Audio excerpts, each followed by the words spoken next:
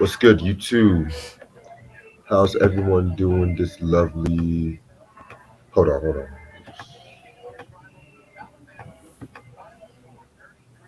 Okay.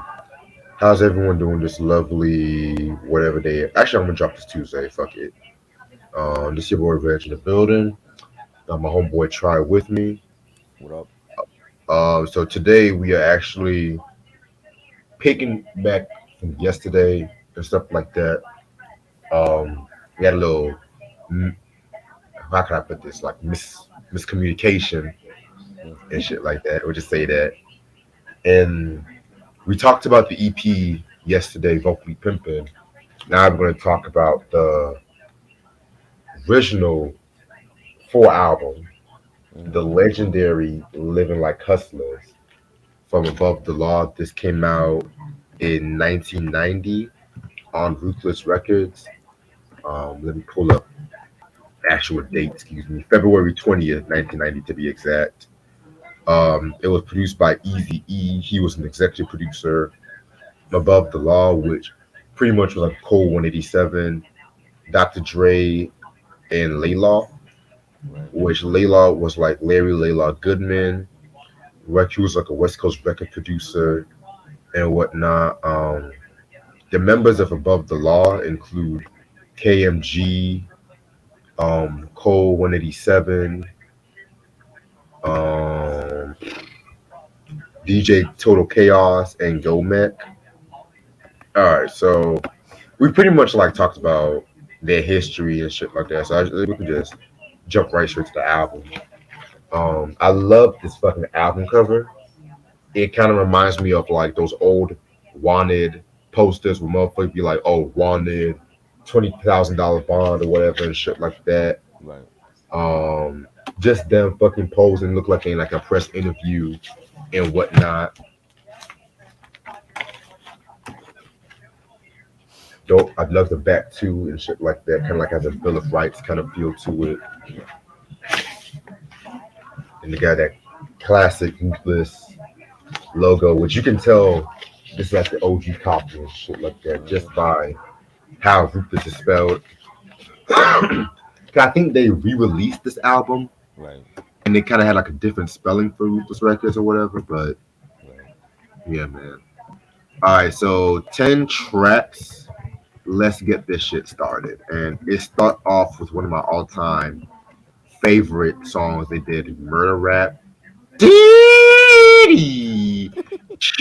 Like, oh my god, where do I even begin with this track right here, man? Like, It's crazy. imagine, imagine just listening, like you just see this group called Above the Law and stuff like that. You just like, oh, okay, well, you know it's gonna be gangster rap, and then once you put murder rap and you hear that fucking, I want to say it's like the Funky Worm, Ohio plays the Right. Funky Worm instrumental and shit like that. I Right. mean, one of the best usages of that sample. And then you had Cole 187 drop one of my favorite verses. When I sit down, everybody ever say, for the mic I hold, make sure my beats are loud and bold and gold. 187, that is my name. Making it simple and plain. He has to rearrange and change. Like I said, he had like one of the most illest voices. And just the way he entered that fucking song was on some other shit. You know what I'm saying? Right. Yeah, some of these lines, some of these lines are kind of corny, like not he said, oh she said, what you heard, nerd? Because when you live like that, your life is made. Some of them lines were kind of little corny a little bit, but at Right. the same time, he just did his thing. Like they just did that thing, and then the beat, what Dre did with that fucking beat was just nuts and stuff like that. You Mm-hmm. know, that could have even easily, I can easily seen that maybe on 100 miles and running, Right. maybe the Niggas for Life album and stuff like that. So probably my second favorite song off this whole album. Well, that's kind of hard though because this whole album is no filler. Right. I thought it was good. Leading off this album, and you hear like the sirens going off, and the bass line and the beat was knocking. You got them saying, I'm not inferior, not taking no crap. Last sucker try to diss me could get last sucker that tried to diss me, Cole got his neck slapped. And I thought it was a dope track, and I love the production on it. Yeah, the production. Yeah. Whew, where do I even begin with that shit? Like, Right. um, now we're gonna get into Untouchable. Again, another dope beat. They used a lot of interesting samples. They used a Quincy Jones sample. They Mm-hmm. used the Young Hulk Unlimited, their sample of their cover of the Doors, Light My Fire. Right. But with this track, they're talking about like the fucking the dangers of like the social commentary of the hood and whatnot too, you know what I'm saying? Just how motherfuckers pretty much how can I put this? How can I put this? It's just they're talking about the hood and just how they're like product of the environment to say the least and shit. Cause they're talking about a lot of different shit on this whole fucking song, but that was just pretty much the main message about that. You know what I'm saying? Love this fucking track. Yeah, this was dope. I love the saxophones on it, and the beat was dope. I love the lines on the mission to keep on dissing all fools. 187 got the right because we wrote the rules. Mm. Love those lines on it. Great track. Yeah, very good track indeed. And then we're gonna get into fucking "Living Like Hustlers," the title track. So this pretty much starts off with like a radio, like Ruthless Records. They were always known for them radio skits and stuff like that. I think they were like really the first ones to really make that shit popular. Hmm. But yeah, it's just like Dre as like a TV host, just talking about welcome to KMG, radio station KMG and stuff like that. Um, just talking about what they hear and what's coming up next, and then you have like Cole 187, just doing his thing, talking about how he's a player. KMG talking about he's a Mac Daddy and stuff like that. Just this it's just both of them just going back and forth. I love that hook was like, Hmm. Yep. living like a hustler. Right. Like play that shit with the fucking system, you will not regret it. Right. I mean that whole fucking track was just unbelievable. Again, and another Quincy Jones sample that they used for this one Hmm. too. So Yep. like it. Yeah, this was dope. You got like birds chirping in the back, and the alarm clock goes off, and then it plays like a radio station type of skit. Like Dre's like the radio DJ, and dope gangster beat. Like love the horns in it. 187 saying 187 is like a makeup lab. I got too many names. I get too much ass. Love those lines by him. I think him and KMG were like the best lyrically in this group. Yeah, I think they were the only. I think they were like the only rappers at the group. 'Cause I think the Mm-hmm. other one was a DJ, and then you had like a hype man. Right. So yeah, man, they were definitely on some other shit with this album and stuff like that. Then track number four, another execution. What I liked about this track was that it uses the same sample as Compton's Most Wanted, N Too Deep Right. with Scarface. Very dope track from the Music to Drive By album, Mm, and it just tells a story about. Well, it tells kind of like two stories about pretty much motherfuckers stepping up to Code 187 mm, and shit like that, and then just like they said, they ended up getting the caps peeled, and y'all should know what caps peeled means and shit like that. Just letting y'all know. right. Very, very, very dope track. Just them on the storytelling kind of shit. You know what I'm saying? Mm. Love it. Yeah, this was dope. Love the beat. Um, love the lines. I walked up and said, "What's up?" He said, "Not you." I turned around and looked at my crew, and that was a dope. It was a dope little storytelling track right there, and I enjoyed it. Yeah, I enjoy this one too, man. Now you're gonna get into Menace to Society. Um, Again, another very dope storytelling track about talk about their hood and stuff like that. Um, I like the song, and it's kind of hard though because of the fact that this song is probably my least favorite, but that does not mean it's like a disappointing song to say the least. It's just the album was just so fucking good and stuff like that too. So that's Menace to Society. Right. That was dope. That was a dope track. Love the beat and the bass line on that. Yes, sir. All right, and then now we're gonna get to Just Kicking. Very dope track right here. Pretty much them kind of like slowing it down. I feel like with this part of the album, they kind of slowed it down a little bit. Just a laid back kind of track. This motherfucker wanted to grab the 40s, smoke, drink some brew. just fucking track and stuff like that. So I fuck with it. Yeah, that was dope. I like the lines. Look at that. We two steps ahead of you. I just simply get up on the mic and do what some of us are scared to do. Love that. Those lines. Nice beat. Yeah, very dope. The very dope beat. Now I'm gonna have ballin'. Very, very, very, very dope track right here. Again, this is like another smooth ass beat. That cameo sample has been used by a lot of people.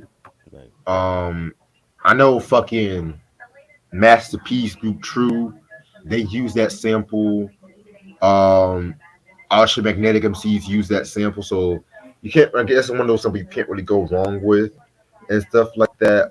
So yeah, ballin', very, very dope, smooth kind of beat and shit. Yeah, that was love the melodic beat and the horns on it, and the lines bawling while the freaks keep calling, begging KMG to come bump the walls in the house. But even if she has Yeah. the spouse, she starts that fiend, she gets turned out. Love those lines by KMG. Oh yeah, most definitely. Sir, now we're gonna get into what's this shit called? Freedom of Speech. Again, another very dope track. Self-explanatory. It's talking about just excusing their freedom of speech, especially as gangster rappers. Right. And they asked a very good question, like, now what's really known as a radio cut? Well, you can't say shit, you can't say fuck. I really think you want to hear it, but the radio station you see it, they still gonna fear it. Yo, I thought this country was based upon freedom of speech, freedom of press, freedom of your own religion to make your own decision, and that's baloney. Because if I gotta play your bio rules, I'm gonna be phony. And it's very kind of real though, because radio. These like they like to play certain shit from certain artists and stuff like that. But then it's like they say freedom of speech is active, but at the same time, why are we having freedom of speech when certain shit is gonna get censored on the radio anyway and stuff like that too? So I like this song. You know what I'm saying? I definitely fuck with it. Yeah, that was a dope beat. And Little Kim used that for No Time. Yes. That was dope. Yeah. Hold on. Yes, grandma. I didn't hear anybody knocking, but I can check.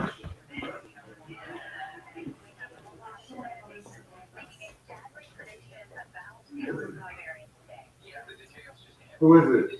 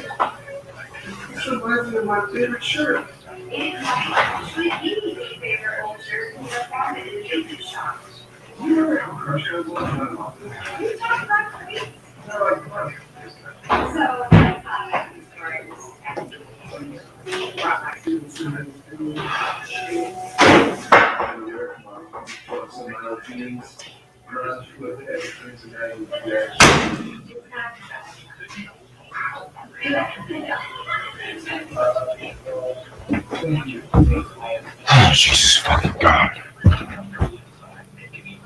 And this is why I hate doing videos in the afternoon because of all these interruptions. But anyway, we are at Flow On, move me like no mountain. Yeah, this toilet right here. Yeah, this is probably my favorite track off this album. Everything really just came together, beat wise, flow wise, production wise. This one was just a very dope track and whatnot. Dr. Dre is also featured on this track in the intro. I love how they're going back and forth. I love the line when he says, "And try to clown a player like me." No, he's still here. And try to clown a player like me. One of these seven from Mona and my homie the rancher from the city of Toners. I hit a corner because they ballers in LA. We give our props to the homies that be clocking on the tray. Like, definitely love their chemistry. Definitely love their chemistry together and stuff like that. I like it. My favorite track. Yeah, this was dope. Um, Nas sampled this for Escobar '97, Yeah. the Men in Black soundtrack. Hmm. Yeah, Yeah, man.